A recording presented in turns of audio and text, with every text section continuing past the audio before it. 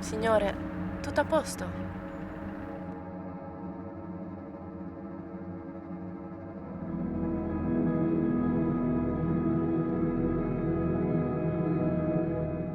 Sai dirmi come ti chiami?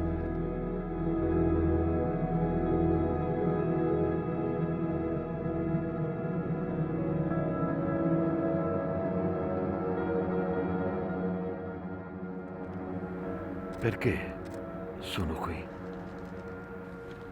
Non lo so, però so dove possiamo andare.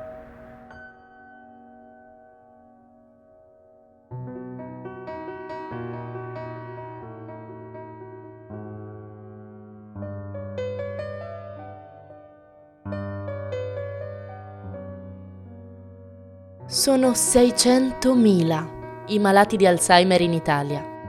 A causa dell'invecchiamento della popolazione sono destinati ad aumentare. Ma noi possiamo aiutarvi in tutto questo.